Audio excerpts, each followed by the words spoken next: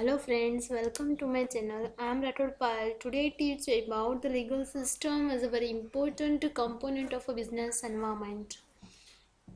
કે legal system છે એક ઇમ્પોર્ટન્ટ કમ્પોનન્ટ છે આપણા બિઝનેસ એન્વાયરમેન્ટનું જે છે તે હવે પહેલાં છે પ્રીવિયસ લેક્ચરમાં આપણે શું જોયું હતું તો કે ઇકોનોમિક પોલિસી જોઈ હતી કે ઇકોનોમિક્સ પોલિસી છે એમાં फाइनेंशियल पॉलिसी है केना रिलेटेड होय छे तो कि कनेक्टेड टू फाइनेंस एना टूल क्या होय छे बैंक रेट होय छे open market policy and change in cash reserve ratio के एना थ्रू छे ए मनी सप्लाय छे એટલે કે સપ્લાય ઓફ મની છે એને કંટ્રોલ ઓવર કરતા હોય છે ગવર્મેન્ટ જો રિસેશનની સિચ્યુએશન હશે then if supply of money is to be increased કારણ કે રિસેશન હશે તો સપ્લાય ઓફ મની છે ને ઇન્ક્રીઝ કરવું પડશે જો ને ઇન્ક્રીઝ કરવું હશે તો બેંક રેટ જે આરબીઆઈ પાસે સીઆરઆર રાખે છે તે ઓછું કરવું પડશે કે જેના થ્રુ ક્રેડિટ ક્રિએશનને તો પ્રોત્સાહન મળશે એના થ્રુ મની સપ્લાય પણ ઇન્ક્રીઝ થઈ જશે જો સિક્યુરિટી છે પરચેઝ કરશે એટલે કે સિક્યુરિટી એટલે શું થશે કે જે કંઈ પણ જામીનગીરીઓ તમે કહો છો તે કે સિક્યુરિટી છે પરચેઝ થશે ક્યાંથી તો કે ઓપન માર્કેટમાંથી અથવા તો ફાઇનાન્શિયલ ઇન્સ્ટિટ્યૂટ છે એના થ્રુ મની છે એ મેળવી શકે છે ઇફ કેશ રિઝર્વ રેશિયો જો કેશ રિઝર્વ છે રિડ્યુસ થશે તો બેંક છે ઓછી એમાઉન્ટ છે એઝ અ કેશ રિઝર્વ રાખશે અને એના રિઝલ્ટમાં એ શું થશે કે ક્રેડિટ ક્રિએશન છે ને એ બેંક વધારે ઇન્ક્રીઝ કરી શકશે અને ક્રેડિટ ક્રિએશન વધશે એટલે કે સપ્લાય ઓફ મની છે ઓલ્સો ઇન્ક્રીઝ થશે હવે ફિસ્કલ પોલિસી છે fiscal policy is related to income and expenditure of the government એટલે કે ગવર્મેન્ટ છે એના ઇન્કમ અને એક્સપેન્ડિચર છે ક્યાંથી કરતા હોય છે તો કે fiscal policy means the policy regarding the treasury of the country એટલે કે જે કોઈપણ કન્ટ્રી છે તેની કોઈપણ જે તિજોરી છે એની સાથે કનેક્ટેડ હોય છે કે એમાં 3 ટાઈપ્સના છે એટલે કે અહીંયા 4 ટાઈપ્સ કે જેના થ્રુ કે ફિસ્કલ પોલિસી છે ઇમ્પ્લિમેન્ટ થાય છે કે પબ્લિક ઇન્કમ હોય છે મેન કે જેના થ્રુ છે ઇન્કમ મેળવતા હોય છે જ્યારે પબ્લિક એક્સપેન્ડિચર એટલે કે પબ્લિક પાછળ શું તો કે એક્સપેન્સીસ કરતા હોય છે યોજનાઓ બહાર પાડીને પછી તો કે પબ્લિકની ડેપ્ટ પણ ચૂકવીને સપ્લાય ઓફ મનીને મેનેજ કરતા હોય છે પછી ડેફિસિટ ફાઇનાન્સ એટલે કે ડેફિસિટ ફાઇનાન્સ એટલે શું થશે કે ઇન્કમ કરતાં છે એક્સપેન્સીસ વધી જશે એટલે કે એની કરતાં મોર હશે ધેન છે ડેફિસિટ ફાઇનાન્સ થશે એટલે કે જો રિસેશન હશે તો સપ્લાય ઓફ મની છે આપણે ઇન્ક્રીઝ કરવું હશે તો એના લીધે આપણે ટેક્સ છે ઓછા એટલે કે ઓછો ટેક્સ રિડ્યુસ કરશું ધેન જે પીપલ છે એની પાસે મોર મની રહેશે જે સ્પેન્ડ કરવા માટેની જો વધારે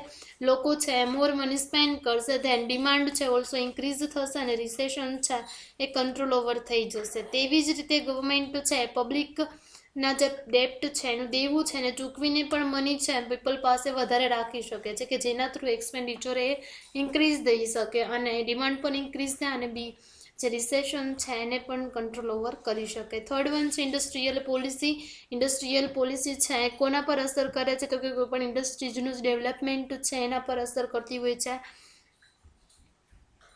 ઇન્ડસ્ટ્રીયલ પોલિસી છે અને એ શું કરે છે તો કે ઇન્ડસ્ટ્રીયલ પોલિસી છે એમાં તો એક્સપ્લેન કરેલા છે કે ફર્સ્ટ વન ઇન્ડસ્ટ્રીયલ પોલિસી છે એના અંડર કેટલા પ્રમાણમાં પબ્લિક સેક્ટર રાખવું પ્રાઇવેટ સેક્ટર રાખવું યા જોઈન્ટ સેક્ટર રાખવું એ કોણ ડિટરમાઇન કરે છે તો કે ગવર્મેન્ટ પણ કોના થ્રુ તો કે industrial policy through second one છે કે પ્રાઇવેટ સેક્ટર છે ને કેવી રીતે રેગ્યુલેટ કરશું કેટલા પ્રમાણમાં એનામાં રિસ્ટ્રિક્શન રાખીશું થર્ડ વન છે કે પ્રોપર પ્રોવિઝન ફોર એટલે કે પ્રોપર પ્રોવિઝન કોના માટે તો કે જે સ્મોલ સ્કેલ ઇન્ડસ્ટ્રીઝ છે અને જે હોમ ઇન્ડસ્ટ્રીઝ છે એના માટે પ્રોપર કરવામાં આવશે પછી પ્રોપર મેમ્બર છે એટલે કે મોનોપોલી ના સર્જાય તેના માટે પણ શું કરવું પડશે તો કે ઇન્ડસ્ટ્રીયલ સેક્ટર છે એને ધ્યાન એટલે કે ઇન્ડસ્ટ્રીયલ પોલિસી થ્રુ એને કંટ્રોલ ઓવર કરવું પડશે કે જેના થ્રુ ઇકોનોમિક સેન્ટ્રલાઇઝેશન ક્રિએટ ના થાય પછી લેબર છે એના માટે પ્રોપર પ્રોવિઝન કરવી પડશે પ્રોવિઝન રાખવી પડશે પછી ટેકનોલોજી છે એનું ડેવલપમેન્ટ જરૂરી છે જ્યારે 1991માં છે જે પોલિસી આવી economic policy new industrial policy કે જેના થ્રુ છે લિબરાઇઝેશન અને પ્રાઇવેટાઇઝેશન ઇન્ક્રીઝ થયું અને એના થ્રુ કે ઇન્ડિયનની ઇકોનોમી છે ગ્લોબલાઇઝેશન થ્રુ એના ટુવર્ડ્સ છે મૂવ ઓન થઈ થસ ઇન્ડસ્ટ્રીયલ પોલિસી છે ને એક ઇમ્પોર્ટન્ટ રોલ છે શેમાં તો કે જે ઇન્ડસ્ટ્રીઝ છે તેના ડેવલપમેન્ટ માટે. ફોર્થ વન છે agriculture policy. Agriculture policy is also related to agriculture department અથવા તો agriculture sector. In 2000 new agriculture policy જે અનાઉન્સ થઈને તે એના રિલેટેડ કે એક વર્ષ છે કોઈ પણ એક વર્ષના સમયગાળામાં જે ડેવલપમેન્ટ થાય છે એગ્રીકલ્ચરનું એ એવરેજ 4% તો થવું જ જોઈએ. પછી નેચરલ રિસોર્સિસ છે એનો ઇફિશિયન્ટ યુઝ થવો જોઈએ, લાઇક લેન્ડ, વોટર, સનલાઇટ એ બધું. પછી થર્ડ વન છે ટુ મેક એગ્રીકલ્ચર ડેવલપમેન્ટ. એને ટકાવી પણ રાખવું જરૂરી છે કે ઓનલી થોડા ટાઈમ માટે નહીં પરંતુ ફ્યુચરમાં પણ એગ્રીકલ્ચર ડેવલપમેન્ટ એનું શું થશે એના રિલેટેડ ડિસિઝન એટલે કે ડેવલપમેન્ટ કઈ રીતે થશે તેને મેન્ટેન રાખવું પણ જરૂરી છે. ફોર્થ વન છે કે જેમ ડેવલપમેન્ટ થશે તેમ ઇકોનોમિક ઇક્વાલિટી પણ થવી જરૂરી છે. ફિફ્થ વન છે એગ્રીકલ્ચર છે એની એગ્રીકલ્ચર જો વધારે સારું એવું ડેવલપ થશે કે જેના થ્રુ છે ગ્લોબલાઇઝેશન પણ થઈ શકે. એટલે ગ્લોબલાઇઝેશન એટલે શું થશે કે જે એગ્રીકલ્ચર પ્રોડક્શન છે જે પ્રોડ્યુસ કરે છે તેને છે એક્સપોર્ટ કરીને વધારે બેનિફિટ મળી રહેશે. પછી રેઇનબો રિવોલ્યુશન આવેલું હતું. એટલે રેઇનબો રિવોલ્યુશન કોને કહેવાય છે? જો એગ્રીકલ્ચર નેશનલ એગ્રીકલ્ચર પોલિસી જે આવી એને રેઇનબો રિવોલ્યુશન કહેવાય છે. બીકોઝ એમાં કઈ હતી તો કે ગ્રીન રિવોલ્યુશન હતી, then white revolution હતું અને blue revolution હતું. green revolution is related to agriculture production while a white revolution is related to milk and milk production. And blue revolution is also associated with connected with fisheries and marine product કે જે દરિયાઈ છે એની સાથે connected હોય છે. Fifth one છે import and export policy. તો કે જે કન્ટ્રી છે કંઈ પણ એક્સપોર્ટ કરે છે અને ઇમ્પોર્ટ કરે છે ને તો એ એક્સપોર્ટ શું કરશે કે આપણા કન્ટ્રી છે એની પ્રોડક્ટ બીજા કન્ટ્રીમાં છે વેચશે. જ્યારે ઇમ્પોર્ટ એટલે કે બીજા કોઈ પણ કન્ટ્રી છે એમાંથી છે આપણા કન્ટ્રીમાં કોઈ પણ વસ્તુ હતો તો સ્પેર પાર્ટ, રો મટીરિયલ છે લાવશે. એટલે કે એક્સપોર્ટ અને ઇમ્પોર્ટ પોલિસી છે બેલેન્સ ઓફ ટ્રેડ અને બેલેન્સ ઓફ પેમેન્ટને છે ફેવરલી અને એડવર્સલી છે અફેક્ટ કરતી હોય છે. તે માટે જો બેલેન્સ ઓફ એટલે કે જો ઇમ્પોર્ટર છે એક્સપોર્ટ કરતાં ઓછું હશે એટલે કે એક્સપોર્ટ વધુ હશે then it's called the favourable balance of trade or favourable balance of payment. જ્યારે ઇમ્પોર્ટ છે એ એક્સપોર્ટ કરતાં વધુ હશે then the unfavourable balance of trade અને અનફેવરેબલ બેલેન્સ ઓફ પેમેન્ટ. એટલે કે જે અનફેવરેબલ સિચ્યુએશન છે એ એડવર્સ ઇફેક્ટ કરશે. ધેન છે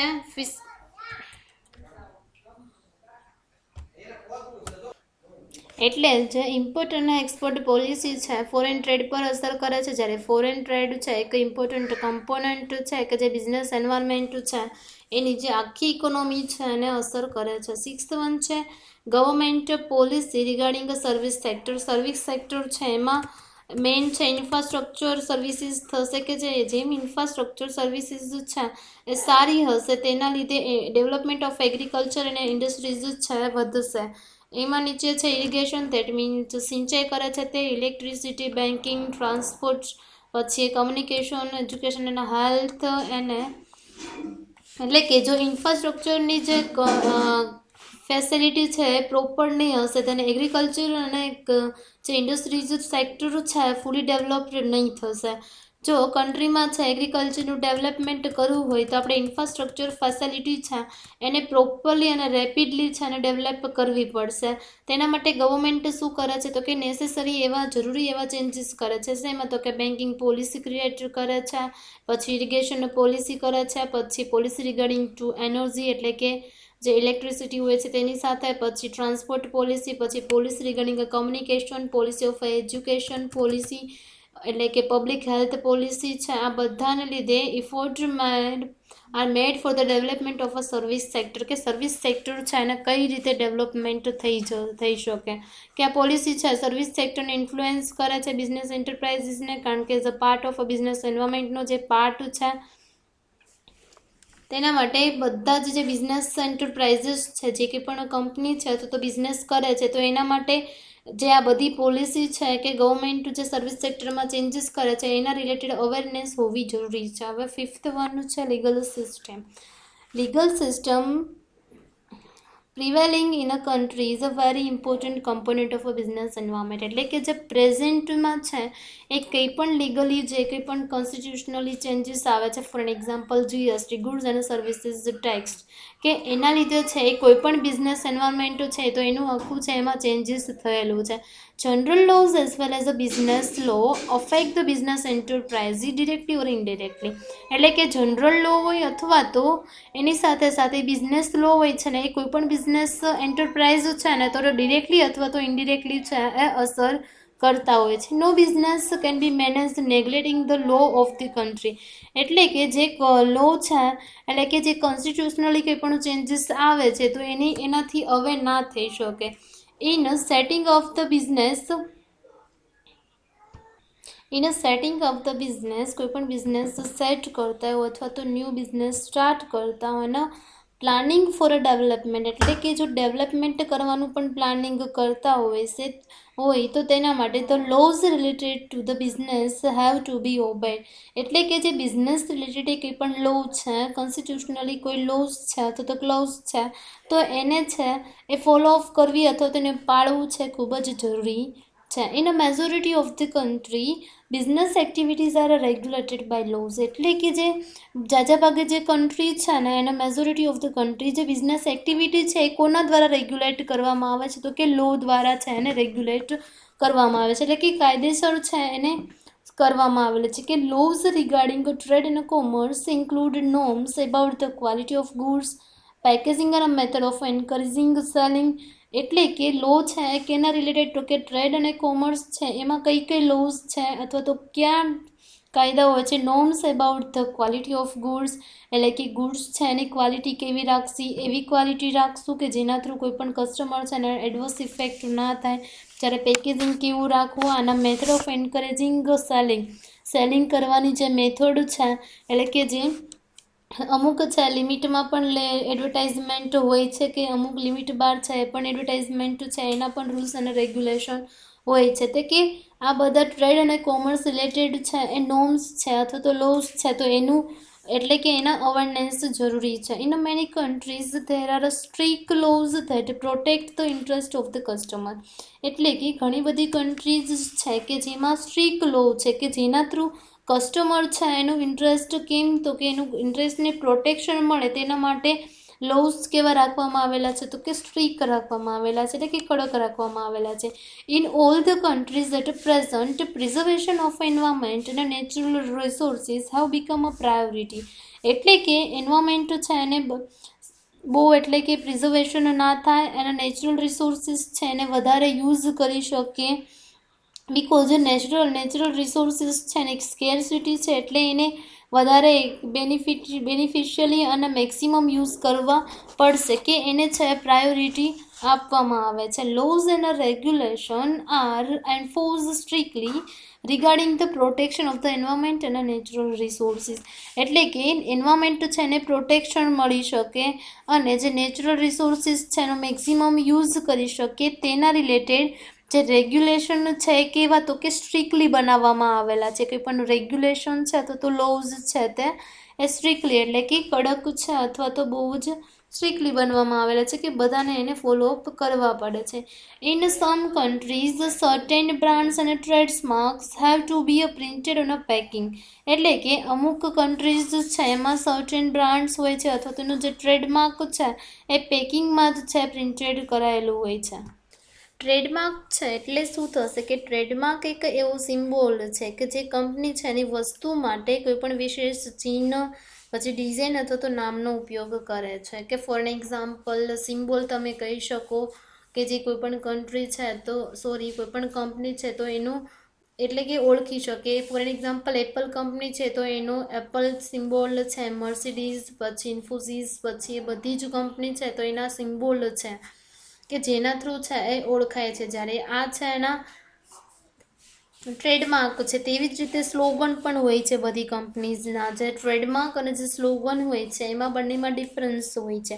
સ્લોગન લાઈક કિટકેટ છે તો એનું સ્લોગન ક્યું છે, have a break have a KitKat.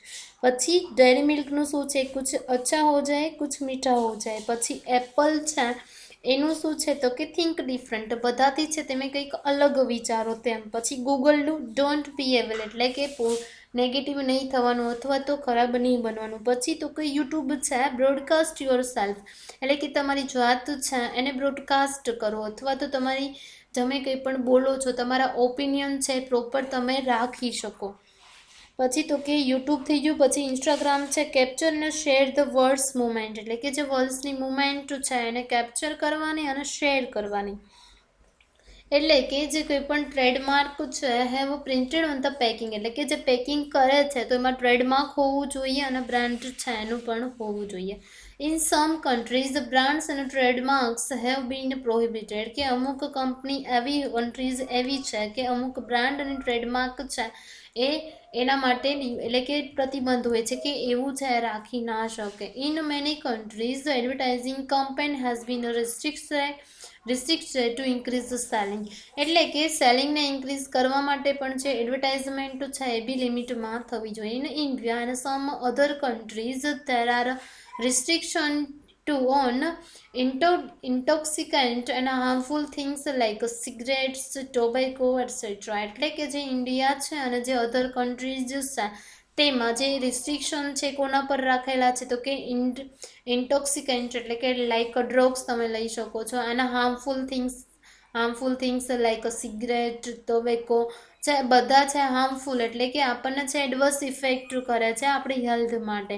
On a cigarette packets જે સિગરેટનું પેકેટ્સ હોય છે the words cigarette smoking is injurious to our health એટલે કે જે સિગરેટ સ્મોકિંગ જે કરે છે તો સિગરેટ વેચતા હોય તો એના ઉપર જે બિઝનેસ છે તો એની કંપની છે તો એને લખવું જરૂરી છે કે સિગરેટ સ્મોકિંગ છે એ હેલ્થ માટે એડવર્સ અથવા તો હાર્મફુલ છે. Are printed as a statutory warning એટલે કે કાયદેસર રીતે એને લખવું પડે છે. એનો એડવર્ટાઇઝમેન્ટ ફોર બેબી ફૂડ માટે એડવર્ટાઇઝમેન્ટ હોય તો એવું કહી શકે it's advertisement that breast feeding is the best. In Germany છે એમાં comparison of goods or product are prohibited કે જે કમ્પેરિઝન કરવામાં આવે છે કે અમારી પ્રોડક્ટ છે સારી છે. Words like this product is the best are not allowed એટલે કે એવું ના કહી શકે જે મારી પ્રોડક્ટ છે જ બેસ્ટ છે એટલે કે આવા વર્ડ યુઝ કરવાના વર્ડ્સ એ પણ જર્મનીમાં છે એ પ્રોહિબિટેડ છે અથવા તો અલાવ નથી. In US federal trade commission has a wider power to prohibit such as advertisement. Federal trade commission છે એ 26 સપ્ટેમ્બર 1914 છે એમાં એનું એસ્ટાબ્લિશમેન્ટ થયું હતું. એ ક્યાં છે તો કે એનું હેડક્વાર્ટર વોશિંગ્ટન યુએસએ છે. એ શું વર્ક કરે છે યુએસએમાં તે કંઈ બી ફ્રોડ થતા હોય તો એને પ્રોટેક્ટ કરે છે અથવા તો એને રોકે છે. હવે જે આ ફેડરલ ટ્રેડ કમિશન છે કોના દ્વારા તો કે સેનેટના સભ્યો દ્વારા છે એને ચલાવવામાં આવે છે. હવે સેનેટ એટલે શું થશે તો કે યુએસએ છે એનું એક કોંગ્રેસ પાર્ટી છે એને સેનેટ કહેવામાં આવે છે. એટલે કે જે સેનેટ છે એ સ્મોલ ગ્રુપ ઓફ પીપલ છે કે ત્યાં કન્ટ્રીમાં કોઈ પણ રૂલ્સ છે બનતા હોય કોન્સ્ટિટ્યુશનલી કે પણ ચેન્જીસ થતા હોય તો આ છે એને ઓપિનિયન આપે છે સજેશન આપે છે. યુએસએ છે એમાં 50 સ્ટેટ છે અને 100 છે સેનેટર્સ આવેલા છે એટલે કે એક સ્ટેટમાં 2 સેનેટર છે એટલે કે સેનેટ દ્વારા છે અને સભ્યો દ્વારા એફટીસી છે એટલે કે ફેડરલ ટ્રેડ કમિશન છે એનું સ્થાપના થઈ છે એના દ્વારા એને ચલાવવામાં આવે છે. એટલે કે એની પાસે wider power to prohibit such as advertisement કે કેવા પ્રકારની એડવર્ટાઇઝમેન્ટ ના કરવી તો એના માટે પ્રોહિબિટ કે એને કંટ્રોલ ઓવર કરવા માટે છે આ ફેડરલ ટ્રેડ કમિશન છે વર્કઆઉટ કરે છે. The firms or companies who make claim about the quality of goods or reasonable price have to provide proof to the commission કે જે આ કમિશન છે એને પ્રોપર છે પ્રૂફ પ્રોવાઈડ કરવા પડશે કે જે અમારી પ્રોડક્ટ છે તો એની ક્વોલિટી આવી છે એની રિઝનેબલ પ્રાઇસ આવી છે કે જેના થ્રુ છે કોઈ પણ ફેડરલ ટ્રેડ કમિશન છે એને ખબર પડી શકે કે આવી પ્રોડક્ટ છે કે જેની આવી ઇફેક્ટ પણ થાય છે. એટલે કે કોઈ પણ ફર્મ છે તો કંપની છે તો એને કમ્પલસરી છે એને પ્રૂફ છે આ કમિશનને આપવા પડે છે. Producers of drugs have to be explain the probable effect of the product. It's compulsory to inform the customer about the probable or indirect effect of drugs, food articles and cosmetics on human bodies, એટલે કે જે producers હોય છે, જે ડ્રગ્સનું produce કરતા હોય છે, તો એ કોઈ પણ પ્રોડક્ટ હોય તો એનું એક્સપ્લેન કરવું જરૂરી છે કે જે આની પ્રોબેબલ ઇફેક્ટ થશે અથવા તો એડવર્સ ઇફેક્ટ અથવા તો ઇનડાયરેક્ટ ઇફેક્ટ થશે, એને કહેવું જ જરૂરી છે. કોને? તો કે કસ્ટમરને. It's a compulsory to inform the customer about the probable or indirect effect, એટલે કે કસ્ટમર છે એને જે પ્રોડક્ટ છે અથવા તો ડ્રગ્સ છે તો એની પ્રોબેબલ અને ઇનડાયરેક્ટ ઇફેક્ટ કેવી થશે તો એને ઇન્ફોર્મ કરવું છે એઝ અ કમ્પલસરી છે. કોને? તો કે કન્ઝ્યુમરને. ફૂડ આર્ટિકલ્સ વિશે, કોઈ પણ ફૂડ છે તો એના રિલેટેડ, પછી કોસ્મેટિક છે ઓન હ્યુમન બોડીઝ, એટલે કે કોસ્મેટિક પ્રોડ્યુસર છે એનું પ્રોડક્શન કરતા હોય છે તો એને કસ્ટમર છે એને અવેરનેસ લાવવી જરૂરી છે કે આ કોસ્મેટિક કંઈ પણ પ્રોડક્ટ છે તો હ્યુમન બોડી પર આવી એડવર્સ ઇફેક્ટ પણ થશે. In USA, the producer of a certain goods have to face many problems, but these things have been made compulsory by law. કે ત્યાંના જે પ્રોડ્યુસર છે, જે કોઈ પણ પ્રોડક્શન કરે છે તો એને આ બધી પ્રોબ્લેમ છે, આ બધી વસ્તુ માટે જે પ્રોબ્લેમ છે ઘણી બધી ફેસ કરવી પડે છે, પરંતુ જે આ બધી થિંગ્સ છે, આ બધી વસ્તુઓ છે એ કમ્પલસરી છે, લો દ્વારા કમ્પલસરી કરવામાં આવેલી છે કે કમ્પલસરી બધાને ફોલો અપ કરવાની જ છે. Due to the adulteration and product differentiation, the provision has been made that buyers should be aware. એટલે કે આના લીધે પ્રોડક્ટ ડિફરન્સિએશન છે એ પણ કરી શકે છે અને પ્રોવિઝન છે અત્યારે બાયર્સ શુડ બી અવેર, એટલે કે બાયર્સ છે જે ખરીદનાર કસ્ટમર છે તો એને બધી ઇન્ફોર્મેશન પૂરી હોવી જોઈએ કે જેના through this means that it is the responsibility of the buyers to be careful while buying the goods in some cases. જો અમુક કેસીસ થશે કે જ્યારે કોઈ પણ વસ્તુ એને ખરીદી હશે, બાઇંગ કરેલી હશે, જો કંઈ પણ એડવર્સ ઇફેક્ટ થશે તો એના રિસ્પોન્સિબલ એ ખુદ જ છે, કારણ કે કોઈ પણ બિઝનેસ હતો તો કંપની છે એની તેને રિસ્પોન્સિબિલિટી ફૂલફિલ કરી નાખી છે કે કહી દીધું છે કે આ પ્રોડક્ટ છે તો એની એડવર્સ ઇફેક્ટ આવી થશે અથવા તો ઇનડાયરેક્ટ ઇફેક્ટ આવી થશે બોડી પર અથવા તો કોઈ પણ યુઝ કરે છે તો તેના પર, એટલે એની રિસ્પોન્સિબિલિટી કોની રહેશે તો કે બાયર્સની રહેશે. In India, there are many laws that control and restrict business activity. એટલે કે ઇન્ડિયામાં પણ છે ઘણા બધા પ્રકારના લોઝ છે જે કંટ્રોલ કરે છે અને જે બિઝનેસ એક્ટિવિટી છે એને રિસ્ટ્રિક્ટ કરે છે. Under the provision of MRTP act, એટલે કે જે MRTP એક્ટ એટલે શું થશે? મોનોપોલિસ્ટિક રેસ્ટ્રિક્ટિવ ટ્રેડ પોલિસી એક્ટ, કે જે 1956માં આવ્યું હતું કે મોનોપોલિસ્ટિક રેસ્ટ્રિક્ટિવ જે એક્ટ છે, the firms have to assure that about the relevance of their project regarding the public welfare if they want to expand their business. એટલે કે કોઈ પણ બિઝનેસ છે એનું એક્સપાન્ડ કરવામાં આવે છે તો તેને પબ્લિક વેલફેરને રિલેટેડ જે કંઈ પણ પ્રોજેક્ટ હોય છે તો ફર્મ જે MRTP એક્ટના અંડર છે એને રિલેવન્સ જે કંઈ પણ પ્રોજેક્ટ બહાર પાડે છે તો એના એટલે કે ફર્મ છે એને જણાવવું જરૂરી છે કે જેના થ્રુ ગવર્મેન્ટને પણ ખ્યાલ આવે. એટલે કે MRTP એક્ટ છે એ ગવર્મેન્ટ દ્વારા જ લાવવામાં આવેલો હતો કે MRTP એક્ટ અંડર છે ને જે બિઝનેસ છે અથવા તો ફર્મ છે ડિસાઇડ કરવામાં આવેલું છે તે કે કઈ ફર્મ આવશે.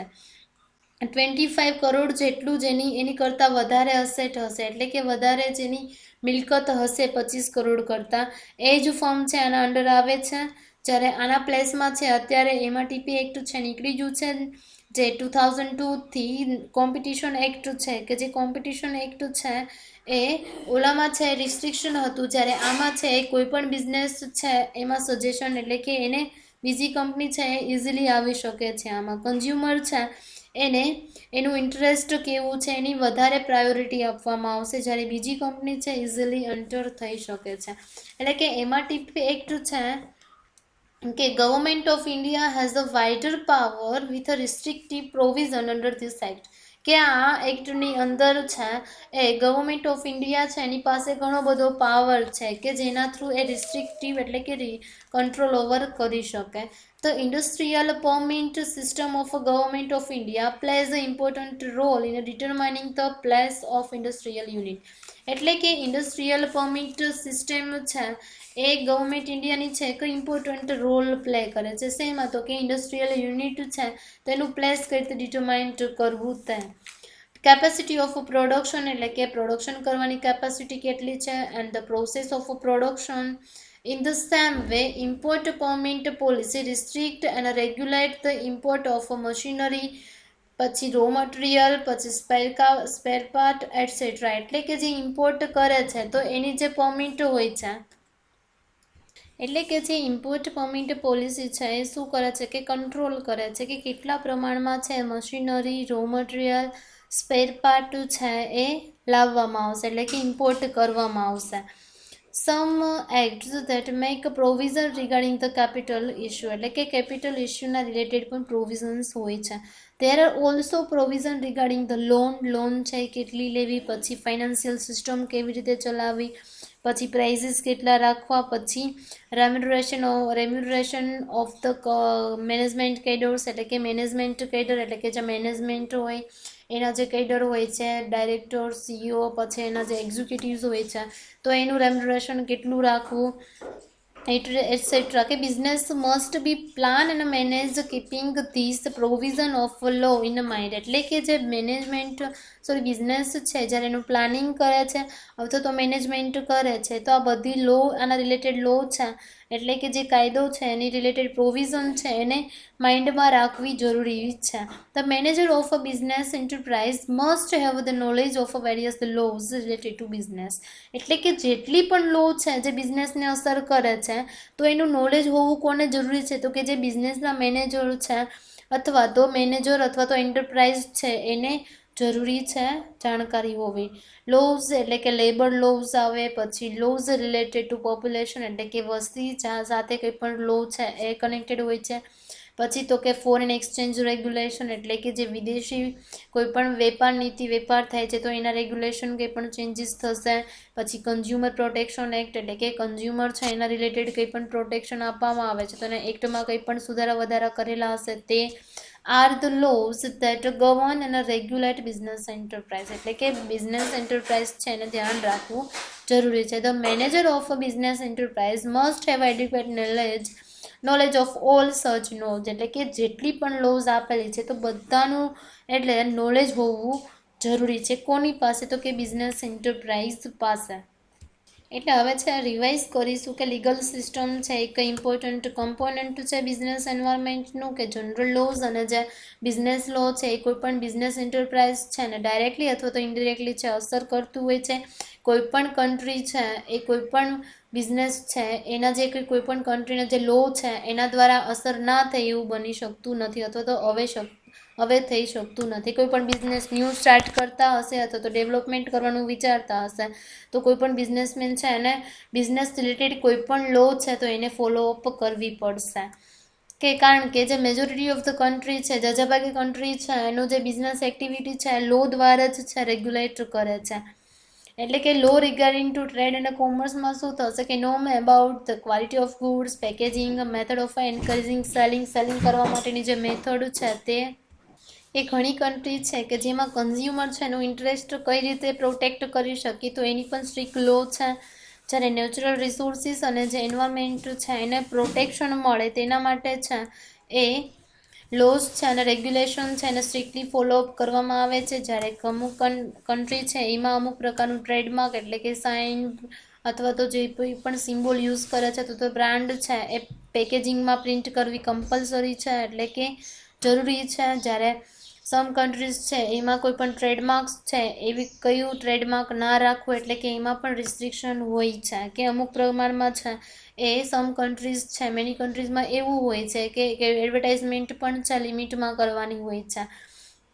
જ્યારે ઇન્ડિયા અને અધર કન્ટ્રી છે એમાં પણ છે ઇન્ટોક્સિકન્ટ્સ અને જે હાર્મફુલ થિંગ્સ છે કે લાઈક સિગરેટ, ટોબેકો છે એમાં પણ રિસ્ટ્રિક્શન જોવા મળે છે કે કંઈ પણ પ્રોડક્ટ હોય છે તો એના ઉપર છે સિગરેટ જો પેકેટ હશે તો એમાં cigarette smoking is injurious to health, એટલે આપણી હેલ્થ માટે છે સિગરેટ છે એ ઇન્જરિયસ છે, હાર્મફુલ છે, એટલે કે સ્ટેટ્યુટરી છે આ વોર્નિંગ હોય છે કે જે કાયદા દ્વારા ફરજિયાત કરવામાં આવેલું છે. તેવી જ રીતે કંઈ પણ બેબી ફૂડ છે તો એની એડવર્ટાઇઝમેન્ટ કરતા હોય તો એને કહી શકે કે breast feeding is the best. જ્યારે જર્મનીમાં છે એમાં પણ જર્મની છે એમાં પ્રોડક્ટ છે એની કમ્પેરિઝન ના કરી શકે, એવું ના કહી શકે મારી પ્રોડક્ટ છે એ જ બેસ્ટ છે, એટલે કે અલાવ નથી. જ્યારે યુએસએમાં છે એફડી ફેડરલ ટ્રેડ કમિશન છે એ કોઈ પણ બધી બિઝનેસ કંપની છે એને શું કરે છે તો કે કેટલા પ્રમાણમાં એડવર્ટાઇઝમેન્ટ કરવી તેના પ્રોહિબિટેડ કરે છે તો કંટ્રોલ ઓવર કરે છે. અને બધી કંપની હોય છે તો એને કમિશન છે એને પ્રોપર છે શું આપવું પડે, પ્રૂવ આપવું પડશે કે કોઈ પણ ક્વોલિટી કેવી છે, એનું રિઝનેબલ પ્રાઇસ છે કે નહીં, એના રિલેટેડ પ્રૂવ આપવા પડે છે કમિશનને. અને પ્રોડ્યુસર છે એને કોઈ પણ પ્રોડક્ટ છે એ વેચે છે તો એને પ્રોપર એને શું કહેવાય એની ઇફેક્ટ કેવી થશે ને એ પણ કહેવું જરૂરી છે. કોને તો કે કસ્ટમર્સને, કે જેના થ્રુ કસ્ટમર છે એને ખબર પડે કે આ પ્રોડક્ટ છે આની આવી કંઈક એડવર્સ ઇફેક્ટ પણ છે. અને પ્રોવિઝન છે અને બાયર્સ ટુ બી અવેર, એટલે કે બાયર શુડ બી અવેર, એટલે કે બાયર્સ છે ખરીદનાર છે એને અવેરનેસ લાવ કે જેના થ્રુ કંઈ પણ કેસ થશે તો એના માટે કોણ રિસ્પોન્સિબલ હશે તો કે બાયર્સ હશે. તે માટે કેરફુલી છે એ કોઈ પણ વસ્તુ છે એને પરચેસ કરે. જ્યારે ઇન્ડિયામાં પણ એમઆરટીપી એક્ટ છે એની જગ્યાએ અત્યારે કોમ્પિટિશન એક્ટ છે 2009થી એઝ અ ઇમ્પ્લિમેન્ટ થઈ ગયું છે. ગવર્મેન્ટ ઇન્ડિયા છે, ગવર્મેન્ટ ઓફ ઇન્ડિયાની પાસે પાવર છે કે જે આ પ્રોવિઝન છે એના અંડરમાં છે રિસ્ટ્રિક્શન રાખી શકે. એટલે કે જો ઇન્ડસ્ટ્રીયલ પરમિટ સિસ્ટમ છે એમાં ગવર્મેન્ટ ઓફ ઇન્ડિયા છે એ પણ ઇમ્પોર્ટન્ટ પ્લે રોલ કરે છે. એટલે કે જે ઇમ્પોર્ટ પરમિટ છે તો કે કેટલા પ્રમાણમાં ઇમ્પોર્ટ કરવી machinery, raw material, spare part, તેવી જ રીતે છે એ કેટલા પ્રમાણમાં there are many also provision regarding લોનને રિલેટેડ હશે, ફાઇનાન્શિયલ સિસ્ટમને રિલેટેડ હશે, પછી પ્રાઇસ કેટલી રાખવી, મેનેજમેન્ટના જે કેડર્સ છે ને સેલરી કેટલી આપવી, રેમ્યુનરેશન કેટલી રાખવી, એટલે કે આ બધા રિલેટેડ કંઈ પણ લો હશે તો એને કોઈ પણ બિઝનેસ છે કોઈ પણ પ્લાન કરતા હશે અથવા તો બિઝનેસ છે એને મેનેજમેન્ટ કરતા હશે તો આ લો છે બધી એની જાણવી જરૂરી છે. એટલે કે કોઈ પણ બિઝનેસમેન છે અથવા તો એન્ટરપ્રાઇઝ છે એને બધા લો રિલેટેડ નોલેજ હોવું જરૂરી છે. તે માટે મેનેજર છે કોઈ પણ બિઝનેસ એન્ટરપ્રાઇઝની જો એની પાસે બધું નોલેજ હશે તો ઇઝીલી છે એનું બિઝનેસ છે એને મેનેજ કરી શકશે. ઓકે, હવે છે નેક્સ્ટ લેક્ચરમાં છે 6th ટોપિક જોશું ટેકનોલોજી. બાય અને ટેક કેર ઓલ ઓફ.